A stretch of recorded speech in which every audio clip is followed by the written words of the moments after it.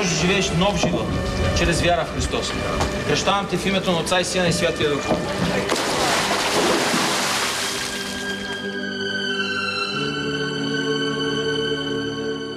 Той е пастор Иводор Ковачев. Служи в евангелско-протестантска църква, а те са лишени от свобода. Но с него са получили шанс да преосмислят живота си и преди затвора, и зад решетките. Делничен ден в Софийски централен затвор. Басейн пълен с вода, библии и тиха музика. Това е началото на водното кръщение, през което след минути ще минат повярвалите лишени от свобода. Водното кръщение е акт на нашата вяра. Момчета, вие ще бъдете кръстени в името на Отца и Сина и Святия Дух. И това, което сега ще се случи, вие сте отговорни да го пазите и да е един отпечатък за една бъдеща промяна. Аз вярвам това.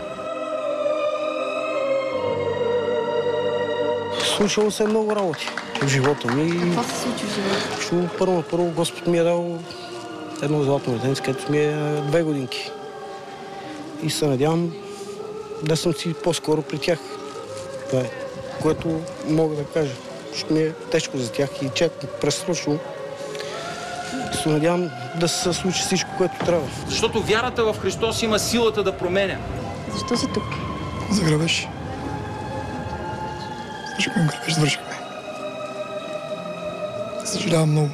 Тогава изпитваш ли огризение? Не чак толкова. Към сега, че съжалявам много, съжалявам вече. Знам какво сме свършили. Няма страшно.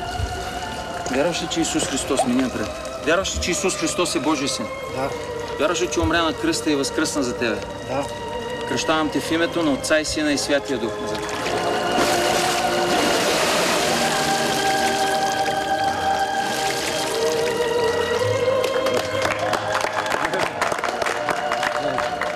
Кръщавам те в името на Отца и Сина и Святия Дух. Браво. Кръщавам те в името на Отца и Сина и Святия Дух.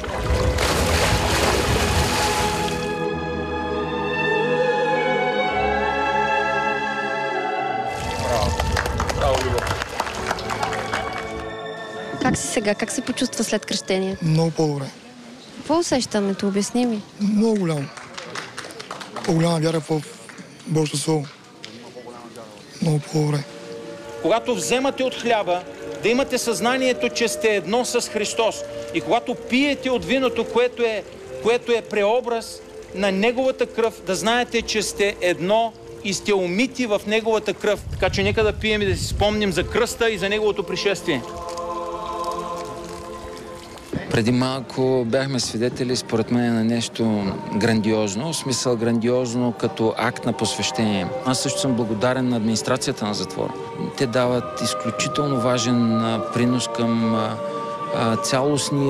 цялостната работа в този затвор. Какво се случва с тези хора преди да дойдат тук и да приемат кръщението? Какъв път изминават? Аз съм свидетел в много от случаите като сълзи в очите им или откровение и разбиране в сърцето им, което се изразява в цялата им физиономия.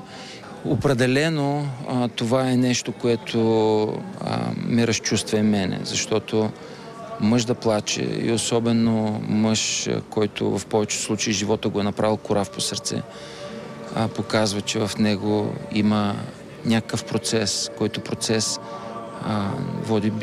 би довел и завел човека само към добро. След като излязат на свобода, покръстените продължават да се срещат с пастор Иводор Ковачев, за да има смисъл от ден като този.